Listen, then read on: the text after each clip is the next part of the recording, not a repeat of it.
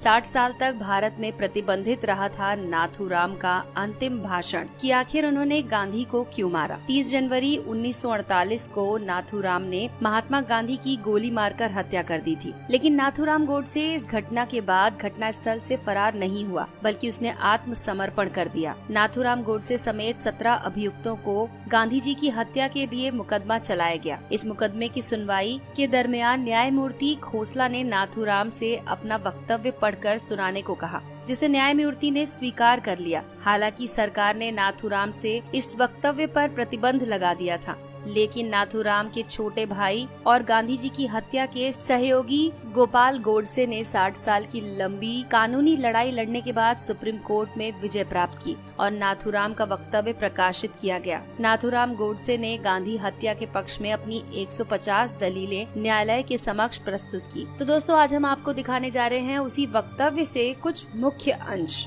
नाथूराम का विचार था कि गांधी जी की अहिंसा हिंदुओं को कायर बना देगी। कानपुर में गणेश शंकर विद्यार्थी को मुसलमानों ने निर्दयता से मार दिया था। महात्मा गांधी भी हिंदुओं से गणेश शंकर विद्यार्थी की तरह अहिंसा के मार्ग पर चलना और बलिदान करने की बातें करते थे। नाथूराम गोडसे को भय था कि गांधी जी की अहिंसा वाली नीति हिंदुओं को कमजोर बना देगी और वो अपना अधिकार प्राप्त नहीं कर पाएंगे। 1919 को अमृतसर के जलियांवाला बाग में गोलीकांड के बाद से पूरे देश में ब्रिटिश हुकूमत के खिलाफ आक्रोश उफान हो गया था। भारतीय जनता इस नरसंहार के खलनायक जनरल डायर पर अभियोग चलाने की मंशा को लेकर गांधी जी के पास गई, लेकिन गांधी जी ने भारतवासियों की इस आग्रह को समर्थन न देने का साफ साफ कह दिया। महात्मा गांधी ने खिलाफत आंदोलन का समर्थन करके भारतीय राजनीति में सांप्रदायिकता का जहर घोल दिया। महात्मा गांधी खुद को मुसलमानों का हितैषी की तरह पेश करते थे। वो केरल के मोपला मुसलमानों द्वारा वहाँ के 1500 हिंदुओं को मारने और 2000 से अधिक हिंदुओं को मुसलमान बनाए जाने की घटना का विरोध तक नहीं कर सके।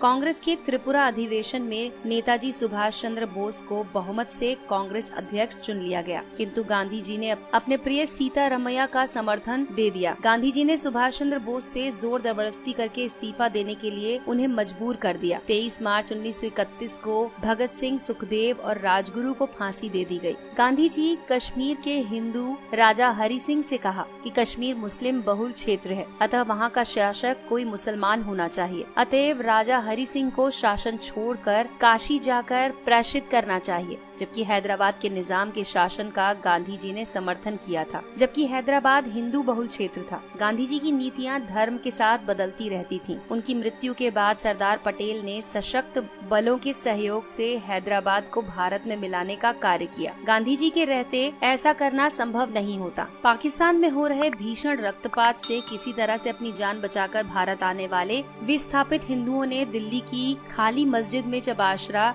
स्थायी रूप से लिया तो मुसलमानों ने मस्जिद में रहने वाले हिंदुओं का विरोध किया, जिसके आगे गांधी जी नतमस्तक हो गए और गांधी जी ने उन विस्थापित हिंदुओं को, जिनमें बूढ़े, स्त्रियां और बालक अधिक थे, मस्जिदों से खदेड़ दिया। बाहर ठिठुरते सर्दियों में रात बिताने पर उन्हें मजबूर किया गया। महात्मा गांधी ने दिल्ली में स्थित मंदिर में अपनी प्रार्थना सभा के दौरान नमाज पढ़ी, जिसका मंदिर के पुजारी से लेकर तमाम हिंदुओं ने विरोध किया, लेकिन गांधी जी ने इस विरोध को दरकिनार कर दिया। महात्मा गांधी एक बार भी किसी मस्जिद में जाकर गीता का पाठ नहीं कर सके। लाहौर कांग्रेस में वल्लभ भाई पटेल का बहुमत से विजय प्राप्त कर गए, किंतु गांधी जी अपनी जिद के कारण ये पद जवाहरलाल नेहरू को दे गए। गांधी जी अपनी मांग को मनवाने के लिए अनशन, धरना, रूठना, किसी से बात न करने जैसी युक्तियों को अपनाकर अपना काम निकलवाने में माहिर थे। इसके लिए वो नीति अनीति का लेश मात्र भी विचार नहीं करते थे। 14 जून 1947 को दिल्ली में आयोजित अखिल भारतीय कांग्रेस समिति की बैठक में भारत विभाजन का प्रस्ताव अस्वीकृत होने वाला था, लेकिन गांधी जी ने वहां पहुंचकर प्रस्ताव का समर्थन रखा। ये भी तब जबकि गांधी जी ने स्वयं ही ये कहा था कि देश का विभाजन उनकी लाश पर होगा। न सिर्फ देश का विभाजन हुआ,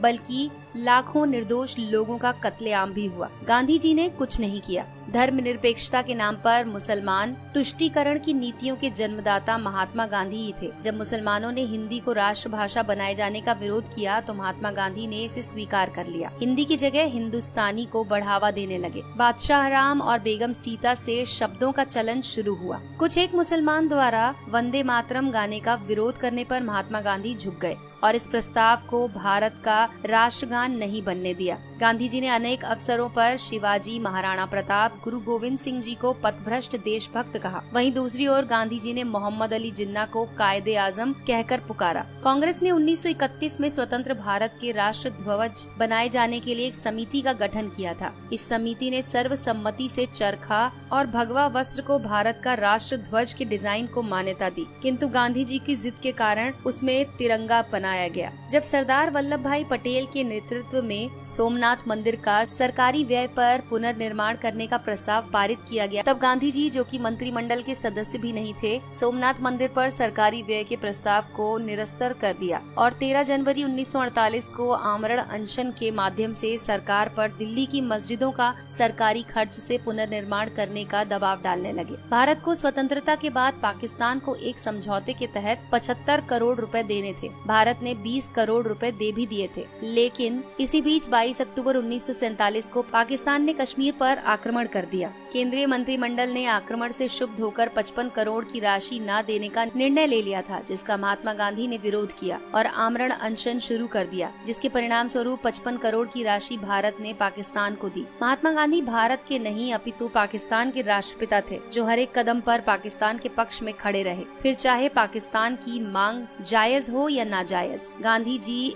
ने कदाचित इसकी परवाह नहीं की। तो दोस्तों, इन घटनाओं को देश विरोधी मानते हुए नाथूराम गोडसे ने महात्मा गांधी की हत्या को न्यायोचित ठहराने का प्रयास किया। नाथूराम ने न्यायालय में स्वीकार किया कि महात्मा गांधी बहुत बड़े देशभक्त थे। उन्होंने निस्वार्थ भाव से देश सेवा की। मैं उनका बहुत आदर करता हूँ, लेकिन किसी भी देशभक्त को देश के टुकड़े करने के एक संप्रदाय के साथ पक्षपात करने की अनुमति नहीं दे सकता हूँ। गांधी जी की हत्या के सिवाय मेरे पास कोई दूसरा उपाय नहीं था।